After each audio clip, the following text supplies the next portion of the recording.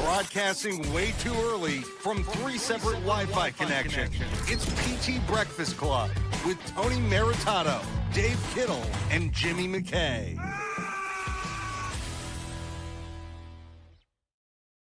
Do you want to know some of the best advertising Dave Kittle could do? Is because he's been in Puerto Rico for like a week and a half, and he's always in Florida or he's in the Smoky Mountains. Like the best advertising he could do is like, this is what people that work with me get to do. This is what you get to do if you run a concierge practice in New York City. You get to do these things. That'd be the best ever. Sorry, I'm not here again. I'm out doing things. Dave's not here. Well, he's in Puerto Rico, or he's back from Puerto Rico. I don't know the answer. He's supposedly back. All right. Good morning, Tony Maritato. How are you? Wonderful. You had a crazy idea in the group chat this morning that I think was very, very unique and inspiring. Yeah, I was thinking about this. You know, we've been talking about like therapists who want to produce more content. And really, I mean, it comes down to the same thing as the patient out here who wants to exercise. They know they need to exercise. They know how to exercise. They just don't know how to get themselves to exercise. Therapists know they want to make content. They just haven't figured out how to get themselves to make the content.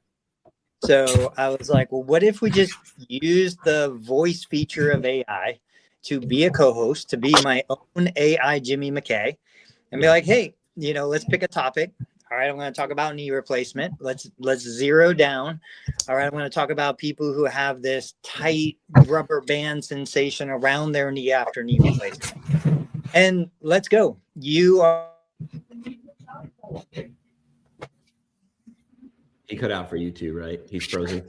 Yep. All right.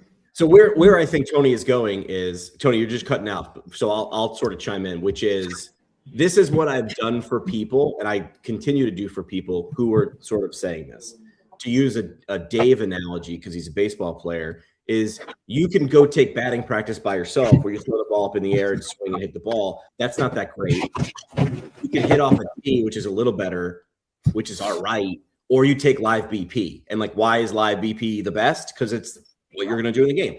So you could sit there and pretend to be in a podcast in your living room and answer questions, right? And that'll get you something. Or you could have someone off camera ask you questions, and that's what I do to people, which is you tell me what audience you're trying to reach, and I go, got it. And then we sit down for 30 minutes and I hit you with 20 questions. I go the extra step of like actually going and editing those things and then being like, here's a Google Drive full of those 20 reels that are all branded and whatnot. Wasn't the thing with Google's Notebook LLM, you could like drop a scientific PDF in it, and it would do it would like make it a podcast where it would be AI talking to AI? I never did that, but isn't that? I've heard those. They sound unbelievably realistic. It's crazy when two people talk. Are we done? No. So that's the thing. Yeah, a Notebook LM will do it for you, but that takes you out of it. What I'm suggesting is basically, hey, I need a partner to get me into this, because I know that if you get me doing 10, 20, 30 podcasts, I will build the reps and then I can take over. Then I can start bringing guests on. Then I can talk to other humans. But the easiest thing in the world would be that AI co-host who shoots questions at me, because we can all answer questions, and they're going to do a better job at asking those questions than virtually anything else we could possibly use. Don't disagree. I mean, I'm using it all over the place, right? I mean, I use it when this live stream is done, when I go to flip it to a podcast episode from a live stream, I have it write a better title. Right now, it's Smart Doesn't Win, because I put together an outline of what we could talk about based on our group chat. Like, I'm just letting people in on our process, which is not that scientific that you can steal. We have a group chat that we're constantly like, oh, look at this weird thing. Oh, hey, we should talk about this. Or Dave's in Puerto Rico. What is he talking about? Dad bod, which I want to find out more about.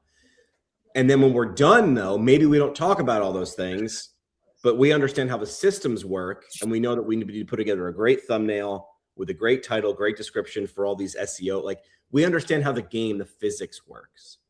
And then if you understand how this power tool works, you can yes and with that. So I think it sounds like a great use for this. Is Data from Star Trek The Next Generation. If you were like, hey, Data, instead of like curing cancer, why don't you pitch me some podcast questions so I could tee off on them like batting practice?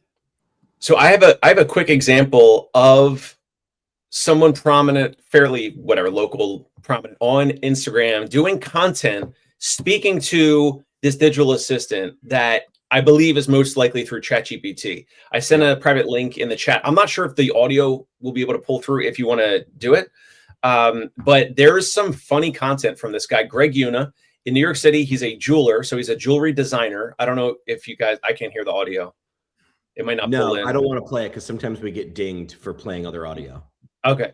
So you guys are watching this live or on the replay in terms of video. So some of this guy's content, this is a previous client of ours. He's a jewelry designer, super successful, but he's also almost like not a comedian, but he's hilarious. He's funny. So he does this either in his office or in his car or whatever. He's talking to a virtual assistant named Amanda. Now it's most likely what Tony's talking about, which is the voice feature inside of ChatGPT or Gemini or whatever.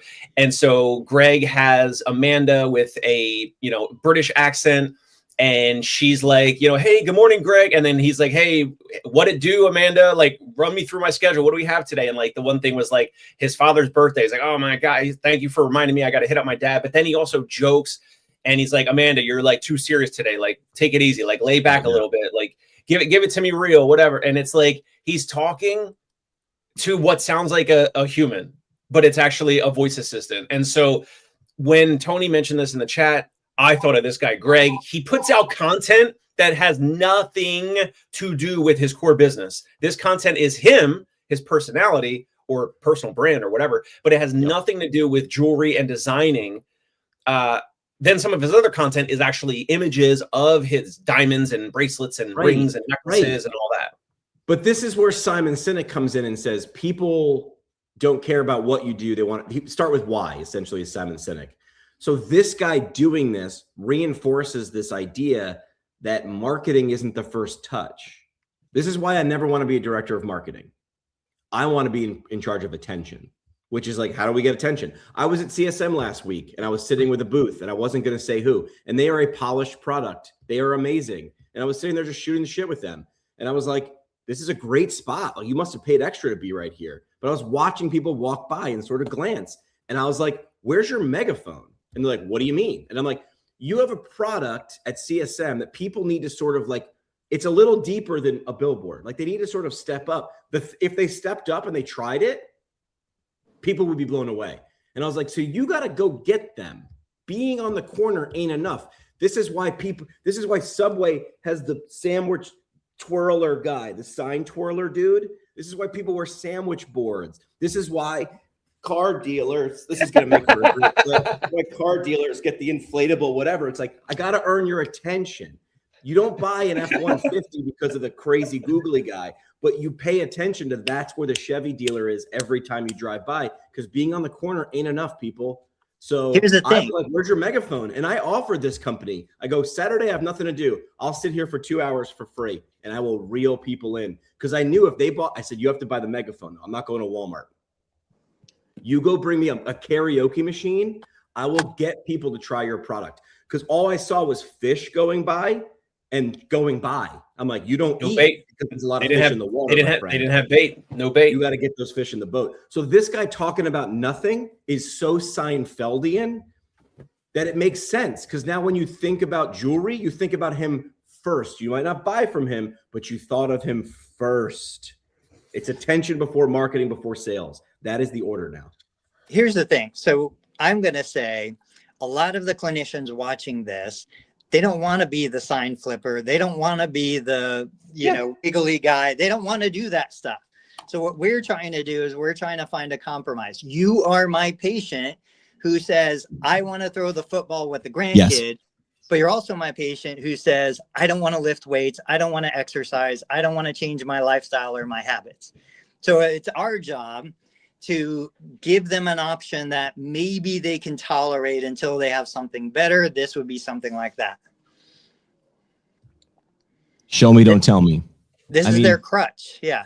Correct. Yeah. Show me, don't tell me. Right. Like, I'm trying to think of other, like, this happens so often. Like I'm going to reference CSM so many times because I'll like run into people or meet new people. And I'm like, people will be like, oh, Jimmy hosts a podcast. You should get on there. And the funny part is their personality changes when I bring a microphone out, or even when I'm just like, what would you want to talk about? Like they automatically go like, you can actually watch them get smaller. They're like, well, I don't know what I would say. And I'm like, oh, everything we've been talking about for the last 28 minutes, that like, if I should have had a microphone, I should just walk around with a microphone on me. I actually shared it with you guys. I can't remember the guy's name, Frankie, the guy who went viral because he like walked around with like a PVC desk and a green screen. And he pretended to be like working remotely. And he was like in a UFC fight. He was working remotely on a water slide. I was at the US physical therapy booth doing interviews, 29 interviews in 2 days. That's a lot of content, everybody. But why am I standing still? Why don't I just do something ridiculous? Why aren't I with a ring light and a camera and a headset and a PVC desk just for like a little bit of zhuzh? And that's what I'm doing. You have to bring it to me from now on. That's what it is. So real quick off topic, Dave, before you came on, Jimmy said Dave's going to come on with this beautiful tan. I am not seeing any. I don't see tan. What was Puerto Rico in like a weather alert for clouds or what? I had some extra admin work. I was out in the sun. We actually did zip lining. I don't know if you guys saw some of my stories. It was a crazy video. I was 328 feet off the ground over trees, and also I filmed one of them like selfie video and didn't drop my phone. And they said if you drop your phone, it's gone. Like we're not helping you get it. Like it's gone. It's in the jungle somewhere. Find My does not work. Find My phone does not work in the jungle that well. Yeah. So because we're off season, your boy had to go heavy with like the mineral based SPF 50. So I have no glaze. I have no tan. How is Puerto Rico? I've never been, but I have family that are from Puerto Rico. I've never been. How is it? Worth it? Amazing, beautiful, amazing food. People are amazing. I've been there twice, and it gets better every time. Yeah, that's on the destination list. Quick backstory. My mom was from Colombia, South America. We had family friends that were in Puerto Rico. I remember I spent a summer there. I think I was 14 or 15. It was an amazing experience. We had been back a couple times since, but that was the first time in my life I remember dreaming in Spanish because you just hear it so much. It breaks my heart. My kids have been in Spanish class since like first grade through ninth grade, and they can't speak a single word of Spanish. Wow. But you just took a month, 2 months of living there, and it's incredible. But yeah, it's a beautiful country. Colombia was awesome too. I did Colombia. I did Medellin and Cartagena, and would recommend, would highly recommend. I've been more places than I thought. You reminded me. I've done a couple places. I'm worldly. And you get a ton of domestic tours with the but the problem is I was just in Anaheim, and I can tell you what the inside of the conference center looks like, and the inside of the Hilton bar looks like, and then that's the crappy part of like some of the stuff that I just need to be smarter. I need to on the back end or the front end. Yeah. You know what APTA did? They did a wilderness physical therapy training course at Joshua Tree. So like it was like a pre-con, which is a con before the con. And it was like a 2 or 3 day course in the world. And it was like bring your tent, bring your sleeping bag. Here's a list. My roommate from PT school did it. And that's a good idea because it was with he made like crazy connections, right? If your game is connections, being in a tent or around a campfire with people with no cell service is definitely a way to force that connection to be built. Now, I know we have a couple other topics teed up, but you guys were asking me to briefly cover the dad bod thing, which I filmed in Puerto Rico. Nice. So I have day 1, 2, 3, and 4 of what I'm literally just making up, which is day 1 of bloated dad bod to shredded Romanian soldier 6-pack in 6 weeks. I'm not going to sell a program or anything, but a bunch of the content that I did in the hotel, the 2 different hotel gyms, and like pretty good amount of equipment and all that. It's kind of usually like modified in like a hotel gym, but they had a good enough amount of equipment. And I didn't even have, I need to buy one. I need to get a tripod that had, you know, I can put my phone 4 or 5 feet off the ground. I was just resting my phone against exercise equipment, putting it on like the, you know, the drink holder on like a recumbent bike or whatever. And some of the content was with my Rode microphone, to shout out Jimmy, because I got the Rode lapel mics.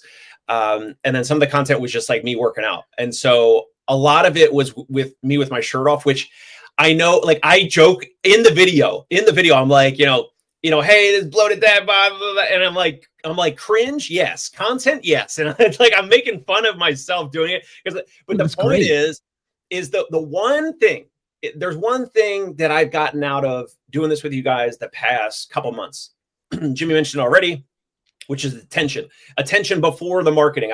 Before all this, I thought of, you know, the top of the funnel marketing and, you know, referral partners and doing content or interviewing physicians or all these other things, which I need to be doing. I have a phone call today with a personal trainer in the New York City area. So all that stuff is happening all the time. But what is like even further up the funnel, right? So it's the attention type stuff. And the one thing about that Twitter post from, I don't know, a year or two ago, remember the post that got like 100,000 impressions or whatever on Twitter about the one with that one, my shirt was on. I was flexing, but my shirt was on. And that post was just if anyone's new here, the post was something like, if you're a self-pay physical therapist, do you agree or disagree that you should be fit if you're selling physical therapy on a, you know, to make $250 to $400 per visit or whatever. So obviously it was a polarizing post on purpose. It covered health insurance and self-pay and fitness and health. And what is your definition of health? I wasn't shirtless in that one. That's the thing. It was like a tight t-shirt or whatever, but I wasn't shirtless. So the point of this now is I'm going to be putting out, yes, Ben Galen is here. He's saying thirst trap. David Rubin shouting out. I didn't see what his comment said, but I'm going to see how this goes. I haven't posted any yet, but I did get like my first, 4 days of doing it. Now the challenge is now I'm back in New York and it's like my garage is not the most aesthetically pleasing to record, like video these, and outside it's 30 degrees still. So. Right. First, it doesn't matter. Second, you understand. I know you know. These are always filmed in reverse. The person always starts at the result, then starts binging, gains the weight, gets all swollen, and then releases these videos in the opposite order. I don't think anybody has ever made a series like this where they actually went from out of shape to in shape in that sequence. Well, I'm the exception. You know what you should do? You real quick. You should do the whole like the newspaper to show the date on every single one of them, because it would be mind blowing that somebody actually went from out of shape to in shape in that. The only guy to do it was Mac from Always Sunny in Philadelphia. He got huge and then he got jacked again, like on the show, like in semi real time. Okay. That is a smart way to do it. Do it in reverse. I did it. One of my first videos in like video production 1 in college, my buddy Vinny, we thought it'd be funny to have a product where you could grow hair, like hair in a can. So was it me getting my head shaved or him? I can't remember, but we filmed everything in reversed. And then the ending part was the beginning, which was me shaving his head and then having all the hair, and I was like spraying it in a can, but that was the only way to do it. And then he's like, didn't really think about this. Now I got to walk around with a shaved head for a couple weeks. All right. So what are the topics today? We wanted to talk about that idea in terms of podcasting. I think using AI as a sounding board. I did a drive down to DC not long ago, and AI, like the voice mode, just like the guy in the car, taught me logical fallacies because I had 3 hours to kill. And I turned it into a quiz. Teach me what the logical fallacy is. How do I spot it? Because a lot of people will use them in arguments, right? Online. I am an awesome arguer now on social media because I just unplug your argument because they taught me how to argue instead of like going at these people. I'm like, well, I'm going to unplug your arguments. That's a way to use it for good. So what else do we have going on? What do we want to talk about? Let me get the content list. Oh, secret information doesn't matter. This came from the idea that I started using this app called vidIQ, which essentially is a plugin for YouTube, and it can just help you. So what I'm doing is I'm downloading or dumping in large transcripts from podcasts or interviews like this that we're going to do. And I'm like, what should the title be? Breakfast Club, PT Breakfast Club, February 19th is not a great title for a YouTube video or a podcast episode because it doesn't tell you what you're going to get, right? In the past, I might have been like, I interviewed Dave Kittle at CSM. That's cool for Dave Kittle or people who know, like, and trust him already. What am I going to get out of this? So the idea here is, how are we being smarter? Secret information doesn't matter. So I think what we typically do is we overvalue what other people know and we undervalue what we know. And that is nowhere more evident than CSM, where like some of the best presenters and speakers, like the Chad Maddens, like you're going to get in front of him and he's going to tell you like the basic stuff. And he's going to look you in the eye and be like, that stuff works. But I could give you do you want the most expensive? Do I got a bridge? You can buy it. It's in Brooklyn, but that ain't going to do it. So it's the basic things. So I have a cohort of people who are creating podcasts now. They're all physical therapists right now. And I am beating the fancy out of them. I'm like, you're overthinking it. You're overthinking it. You're overthinking it. Do it less, do it less, do it less. So yeah, I think everybody is guilty of this. This is the same as the clinician who's like a 20-year clinician looking for the next course, looking for more information. How can I mobilize the glenohumeral joint a little bit differently? And, you know, what do I do with the SI joint? And I must be missing something. You're not missing anything. You either you're doing a good job or you're not. You're not missing anything. There's no specialized technique. When I had started, I looked at vidIQ. I looked at TubeBuddy. You know, they have all these fancy analytics and you're like, oh my gosh, this is amazing. I didn't even know that. Okay. But at the end of the day, it doesn't really matter. You put out content that people want to consume. Yeah. The algorithm will do all the rest of the work. It doesn't matter if you don't put tags. It doesn't matter if you don't. I'm even going to say, depending on the audience and depending on the niche, and for most of us, we're putting out educational content more than entertaining content. So it's like, you know what? I don't have to do thumbnails anymore. It's nice, it's fancy, there's an idea behind it. But if somebody is dealing with some knee pain and it's very specific, or common one, you know, why does my calf hurt so much after my knee replacement? They're looking for that. And they're going to find that video regardless of what it looks like, regardless of a thumbnail or not, regardless of the title, as long as the search engine can say, hey, this is why you have calf pain. And the person's going to consume the content, you know, and I don't have to waste my time going through all of those extra steps. Yep. Doesn't make me any better. Doesn't make the content any better. The only caveat I would say now, the reason I went back onto vidIQ is it's now doing some of the heavy lifting. So instead of me having to take everything out of one thing, put it into ChatGPT and back into YouTube, it's like, we got it. So essentially it's like, it's a ChatGPT plug into YouTube where I'm like, is this saving me 10 minutes of video? That makes sense for me to pay $500 a year. Hey, the average person doing a couple videos a month. Go ahead. Yeah, probably not going to make sense.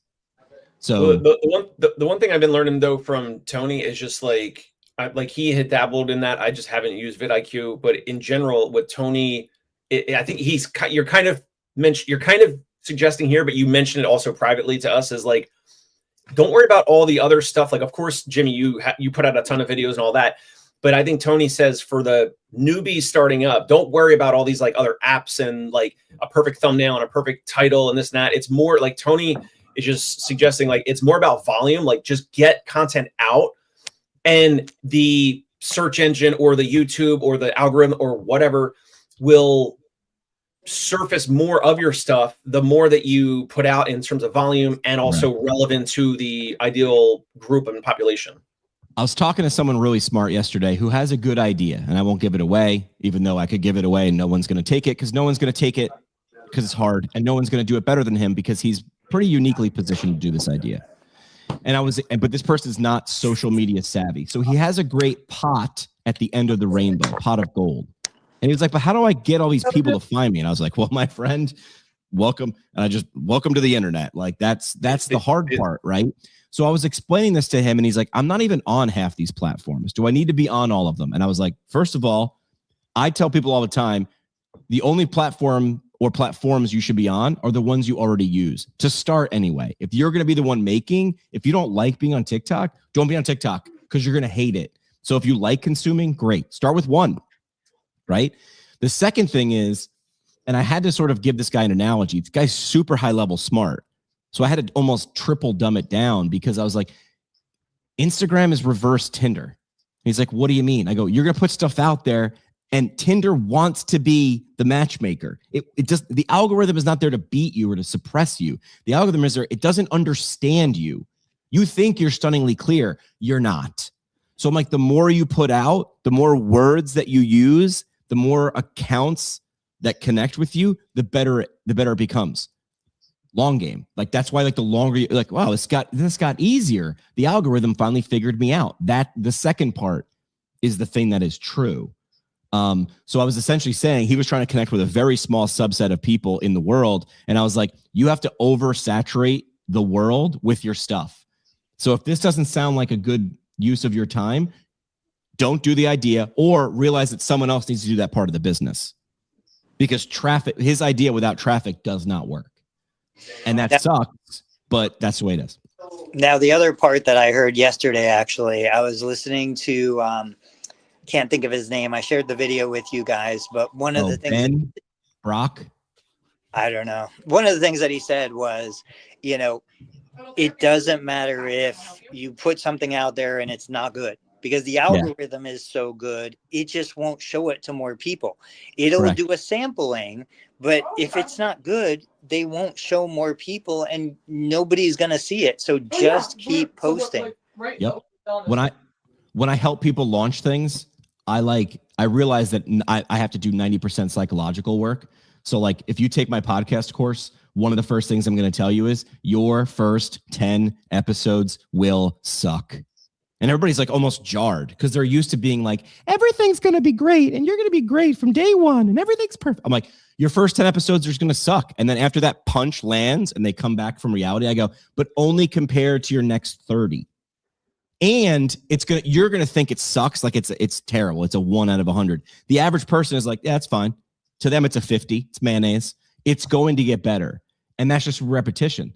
Imagine a CI saying the first 10 patients you see, you're going to be a crappy PT. It's true for some people, but like only they don't say it. They don't say it. But they don't say that. Maybe they should. Maybe someone was like, listen, man, these are all low stakes. Like you're not going to hurt anybody probably. Look, just don't hurt anybody, but you're probably not going to do any good.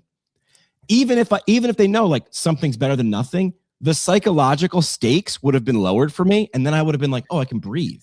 Not like make sure you do it perfectly. Go to bat and say you have to put the ball in right center field. You're never going to hit the ball because you're overthinking it. You're gripping the bat too tight. A lot of baseball analogies coming at you today. Hey, real quick, my patient's walking in the door. I'll catch you guys on Tuesday. You guys have an amazing weekend. Yeah. Sounds good, Tony. I almost want Tony to just put a headset on and just go full GoPro while he's treating this patient. Like, but how come we're not there yet? Like we kind of are, right? Like, I mean, he's pretty much doing that, like for the most part. He's done it with like the mics and all that. So yeah, I mean, I asked him the other day, I'm like, how much time are you spending? He brought up a particular post that got 1,000 comments, not 1,000 views, not 1,000 likes. That's crazy. Someone engagement. Commenting is insane. Like someone in this world typing for 2.5 seconds is really hard to do. And he got 1,000 of those in like the first 24 or 48 hours. And he was teaching me.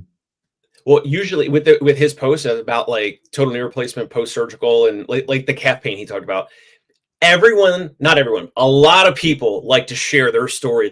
They want to share, here's what my experience was. Right. And it might resonate, it might not. It happens a lot in these Facebook groups. I mean, I think the past couple of years, I think that Facebook groups have kind of been in general, at least in the physical therapy business ones that we've seen, some of the Facebook groups seem to have been dying. I think School, SKOOL, is a big competitor that's been probably taking some attention away from Facebook groups. But Tony's knee replacement group is still thriving. And yeah, people that had a knee replacement a couple of months ago, a couple of years ago, people love to chime in with, this was my experience. This is how many hours I slept. These were the shoes I tried. These were the whatever modifications I did at home. And some people, like, I don't know what if we could use that in any kind of way, but it's like maybe some people don't have an outlet with their spouse, their partner, their neighbor, their family, whatever, and they want to get that out off their chest in a digital Facebook forum. I don't know. It's got to be meaningful. It's got to feel like it was a milestone. Like, I won't say achievement. I don't feel like having a knee replacement is an achievement, but you went through it. Which isn't necessarily everything, right? You can't I'm trying to think of things like a marathon group, right? Like, this is why people like to go through into PT groups, because it's specific. Like, Sky Donovan had me great advice early in my career. If I'm ever trying to break the ice with someone who's a PT, I ask them a question about PT school, or I put them in that frame of mind. And it's the only thing you can really say we all have in common. If you're a PT, we all went to school. You can't, everything after that is a variable. Everything after that is this. Yep. But you're like, we were all students once. And you're like, yeah. Tell me about that. So I took Tony's logic of, we all went through in this group, we all had a knee replacement. So he's like, his question was stunningly stupid. It was like, how many degrees did you get after a week of getting your knee replacement? And people could not wait to comment fast enough. I asked a question, and I'll look at it in a second. I asked people, I use Tony's logic on LinkedIn, and I go, where are you in your PT career, plus or minus 7 years? And it's just a 2-question poll. I'll go look at it right now, but I bet you that thing has a ton of engagement. Why? I didn't even ask you to comment. I just asked you to touch a button. But the goal was engagement. I wanted to see who was paying attention. And I'm curious, and here's why I picked 7 years. I went to whatever data was available, and I said, what's the average PT career span right now? And they said 7 years before someone leaves. And I was like, ooh, that's down. That's crazy. But I wanted to know what part of my audience that was willing to respond to that poll that they saw during that day was above or below average. And I'll look it up now. But I went the other way, where I used to ask really, really high level LinkedIn post questions or poll questions to try to get really good data. And I realized if it's confusing or if it's not meaningful to me, I'm not going to answer, and then I'm going to get nothing. How can you use that? Like, what are your patients or future patients? The question would be, what do they all have in common, or that they'd be willing to brag or I guess the word is reminisce about more. Your patients are all different. Because we do we do ortho, and then we do kind of like geriatric and neuro. So, back pain is one thing that's probably one of the most common things. I'm trying to think, is that the point of like everything else is different after that? Because humans they don't have pain, they don't have injuries, and then at some point in their life they have some aches or pains, and they have some back pain or whatever. I'm not sure. Here's that post I'm talking about on LinkedIn. This was a day ago. I literally just said, tell me about you, ? How long have you been a PT? Sure. Plus 7 years, minus 7 years. 228 votes in. I tell you what, I haven't been on LinkedIn too much in the past maybe 6 or so months, but 228 votes on a poll is typically higher than I ever see on a poll. It also helps when your caption and your question are so simple, 3rd grade, 5th grade reading level. It's all on one line. It's not a paragraph. It's not a narrative. It's you made it very easy for someone to read, understand, and vote. Yep. And so apparently my audience is above average, because 71% of the people responding. So 71% of 228 are saying they're over 7 years, and just 29% are under 7 years. But that could also be because a large majority I was going to say could be because of students, but only 30% answering.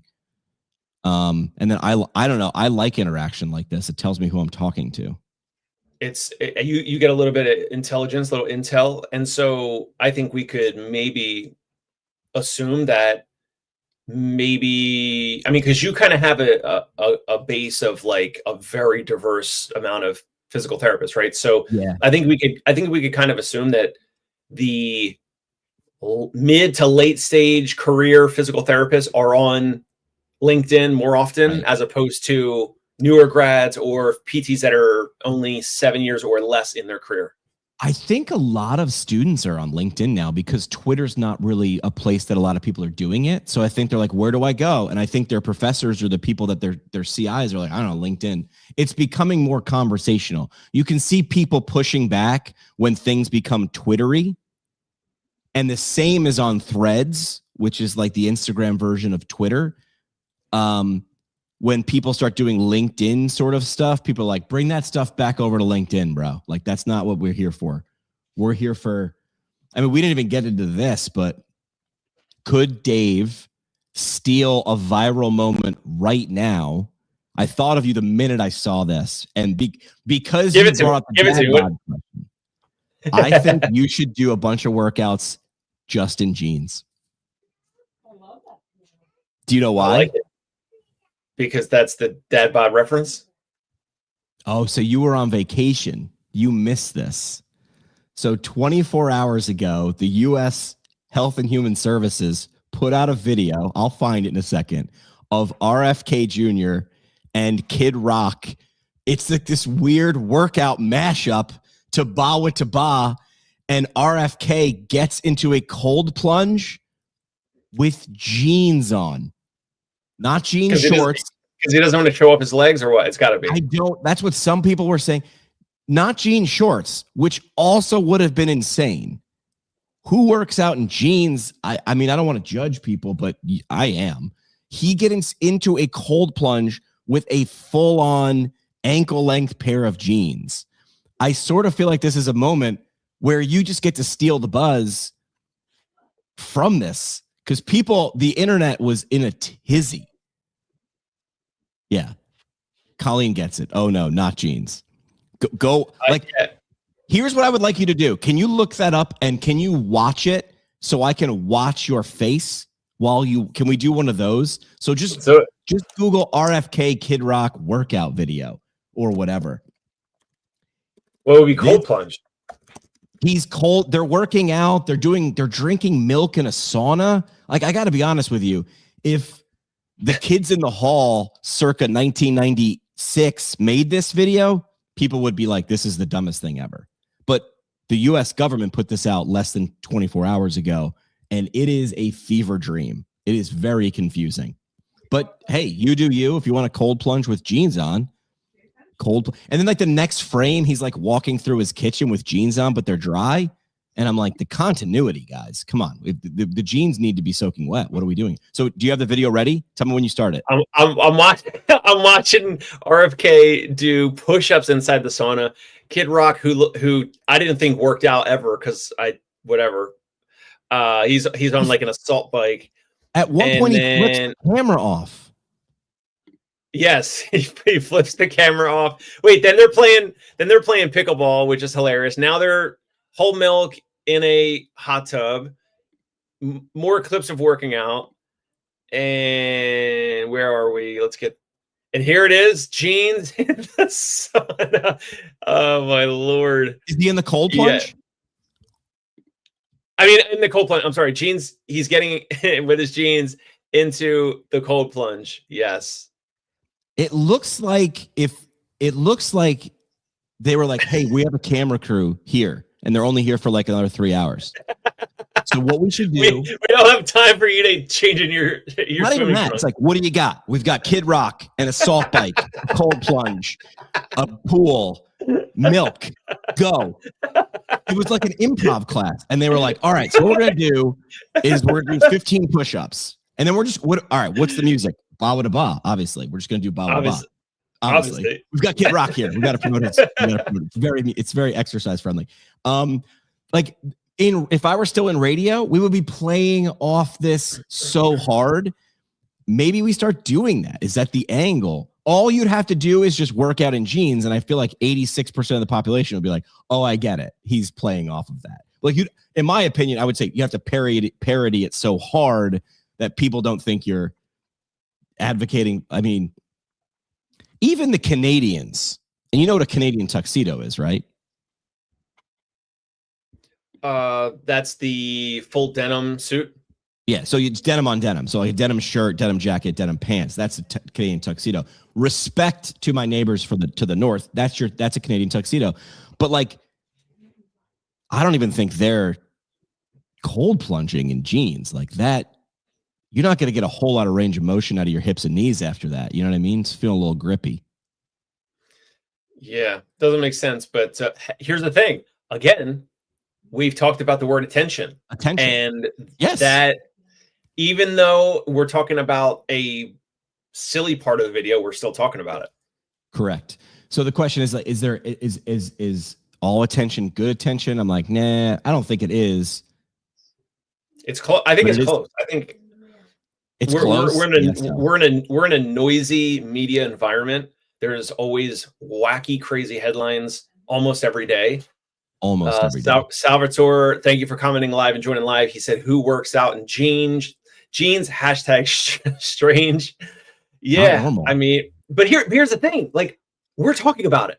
So this is the point. This is where anyone that's watching or listening, that's the point, is doing something unique, different, new, whatever it is. And that's why there's, even on like my channel doesn't get a ton of views and yours gets more and Tony's gets more or whatever. But like, you got to be different to stand out. You have to be sometimes, I don't know, irreverent or unique or a different angle or something. So here's the lesson that I think we were working on in my podcast creator course 2 weeks ago, which is, it might appear that there's 1,000 different ways to do something, and there might be. You can pick 3, and you can run the same information through your 3 different formats. Like, I'll give you an example. Every once in a while, an idea hits me. I go to LinkedIn. I write a long LinkedIn diatribe, probably about 250, 300 words. That's what I've found works for me and for LinkedIn. If I get a bunch of reactions, like I did to the post I launched this morning, I then turn that into a 30 to 45 second video. If that pops, I then create an Instagram carousel 2 or 3 days later to teach the idea in 6 to 10 swipes. So it's the same idea. You're doing carousels, but video. You're not doing statics, right? You're doing all video carousel. I'll do a text carousel. If it's a lesson, if it's like here's in like 6 slides. But that's like ultra simple, like 6 words per slide at most. Right. But the audience is telling me whether this is good or not. And then I'm developing. I can do a quick LinkedIn post or a video, 10 minutes.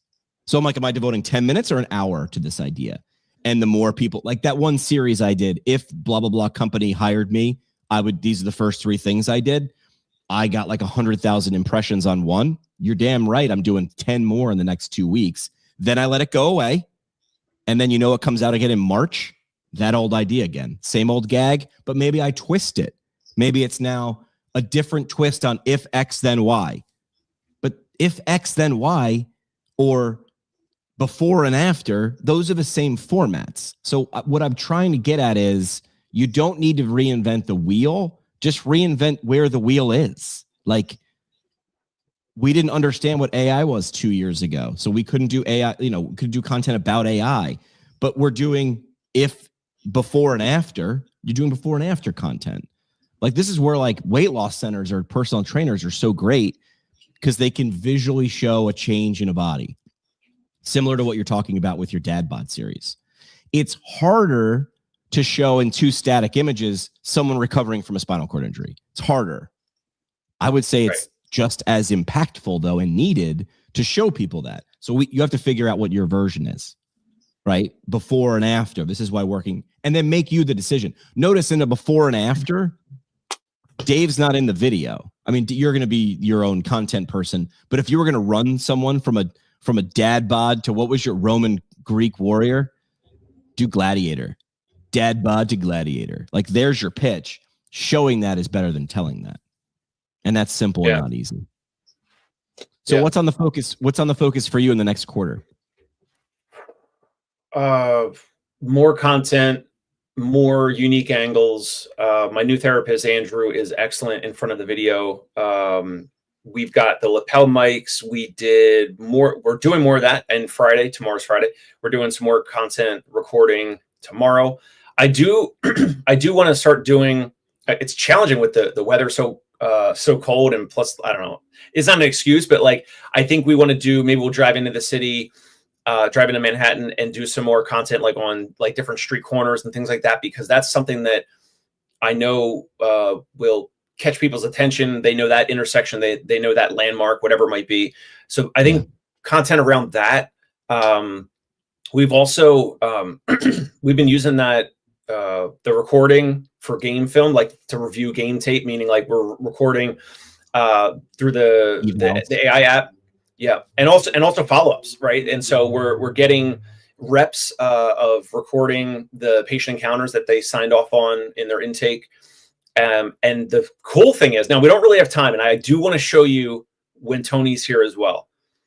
But I think I maybe tease it to you guys, but inside of, once it records a call or an interaction or what a patient encounter or whatever, you can go into the profile, or you can go into the system, the app, even on desktop or mobile, and there's a digital audio called Coach Dean. So like Coach Dean Naismith, the guy that coached Jordan at UNC. Did I tell you about this Coach Dean thing at all?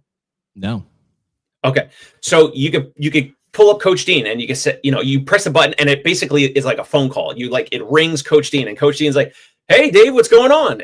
And so I can say, Hey Coach Dean, can you pull up that most recent physical therapy visit that I had with Jimmy McKay and tell me how I did, like, tell me how I performed or whatever. Typically Coach Dean will say things like, "Hey, the greeting was great. You didn't really set an agenda.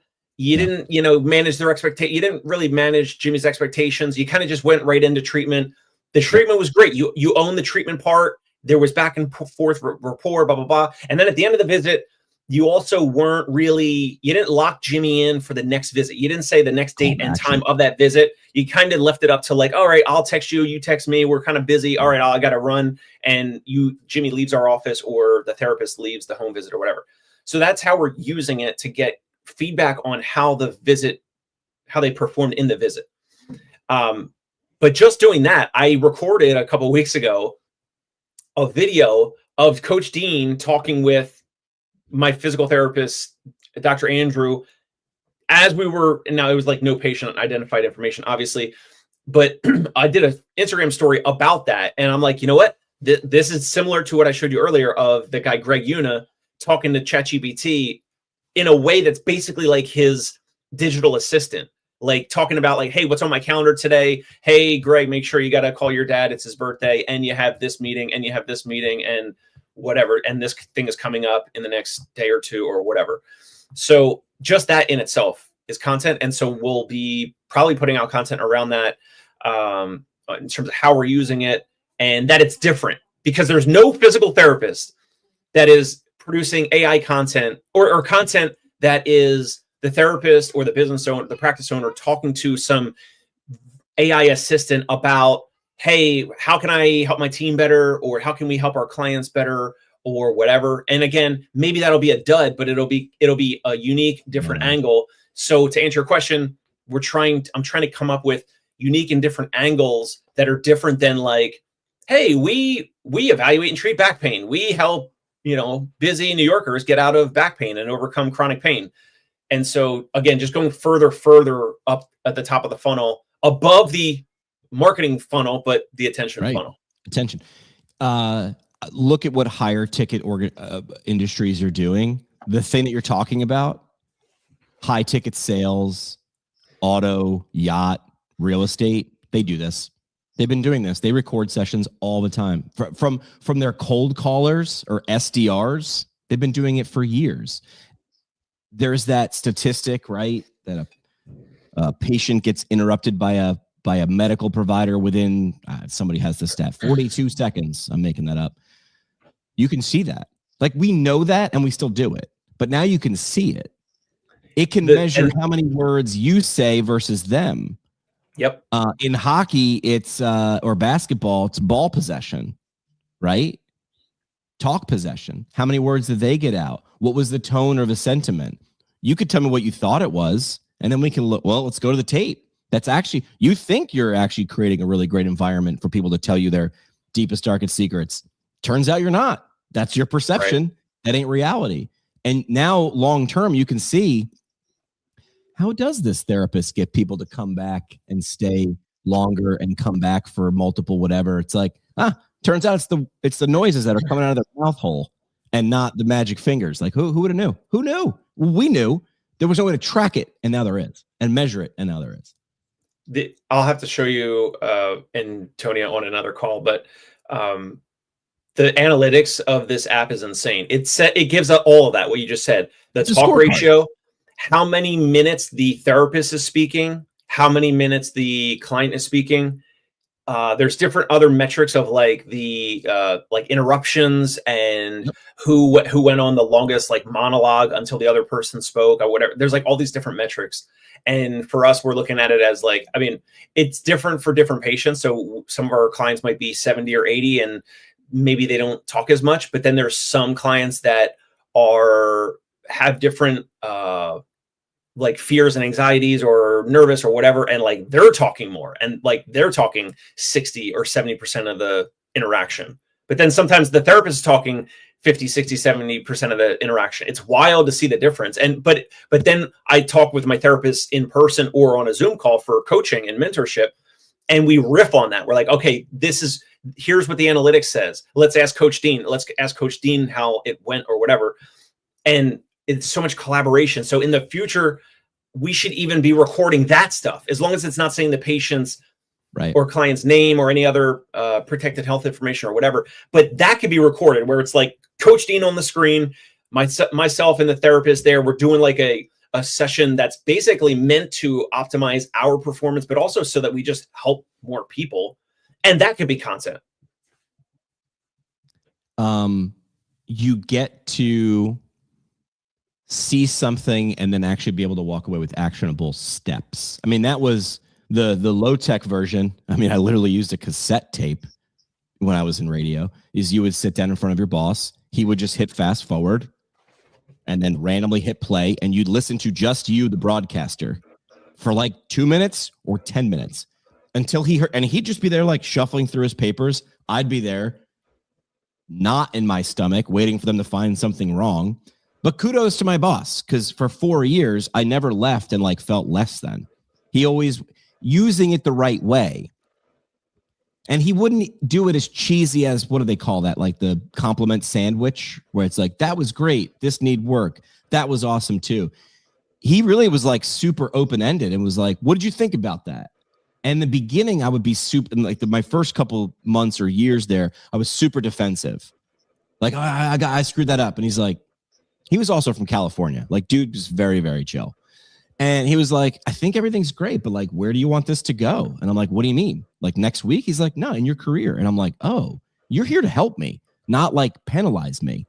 And I'm like, got it. And as soon as I felt that, I was like, cool. Okay. Still was awkward. I mean, you hate hearing your own voice. I've been doing it for 25 years. It still sucks.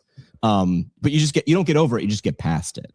So for anybody like using this, if it feels weird, that's sort of normal, but zoom out and look at the big picture. It's like, it's to make you better. And it does. I mean, God bless everybody in PT school who was trying to get us to write those reflections.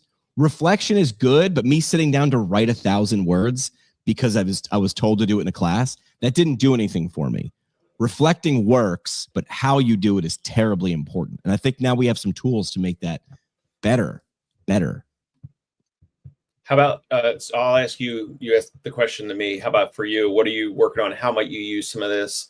Any different ideas, content strategies? Yeah. Incorporating AI.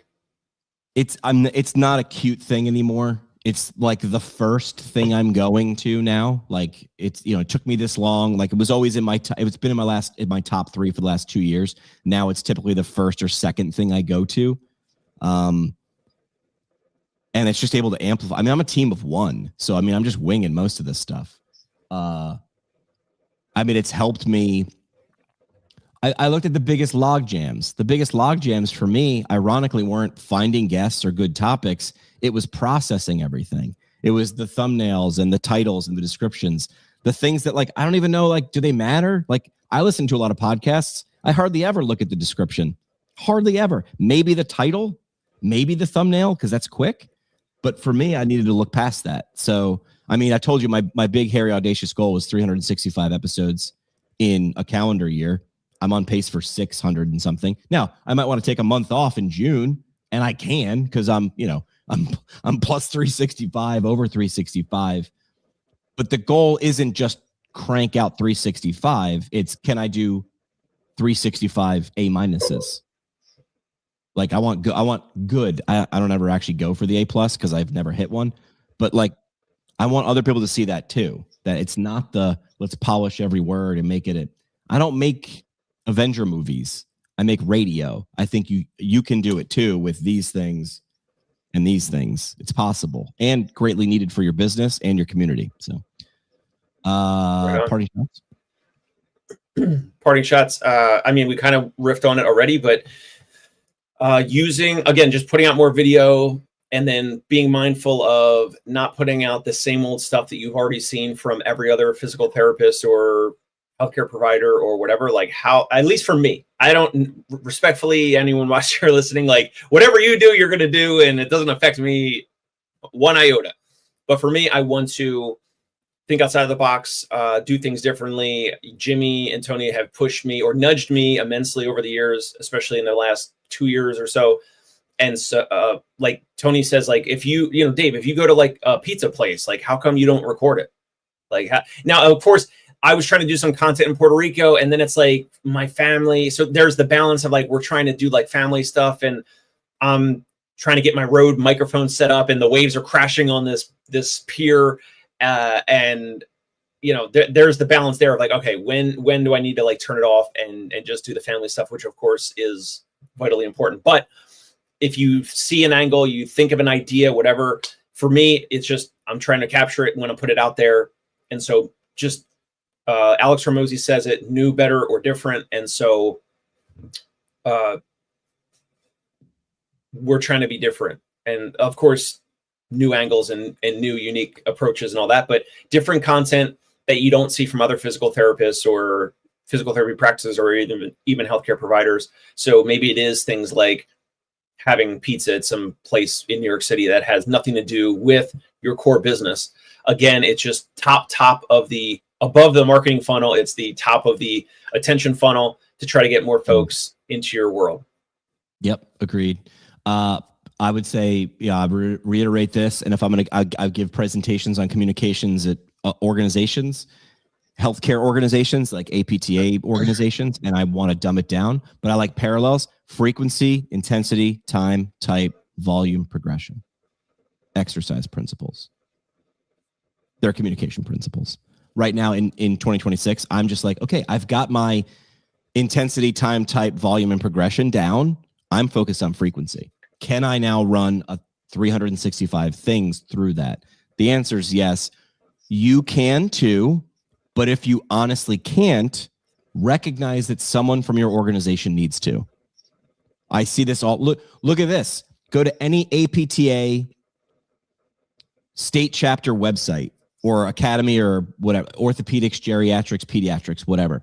They all have president, vice president, secretary, treasurer. You know those four, right? Leader, co-leader, secretary, I don't know, organization, treasurer, money. It is 2026. The fact that more of these organizations in their executive committee don't have a fifth finger, I'll use the finger analogy, the thumb. Where's your comms person? That person should not be a committee. That person is either a leader on your board or you are invisible. Like, and we understand being visible is not optional anymore. You are not the authority because you are APTA New York. I love you, APTA New York, but if I don't see you, I don't understand you. If I don't understand you, I'm on to the next thing. So visibility is not, here's my parting shot. Visibility is not optional in 2026. We're back on Tuesday. Love it. Right Dave, good luck recovering from Puerto Rico. And I want to see more dad bod. More dad bod over the weekend. That's it. We're out. Boys, what the hell are you doing? Follow Tony Maritano on YouTube at Total Therapy Solution. Find Dave Kittle at ConciergePainRelief.com and on YouTube at The Dave Kittle Show.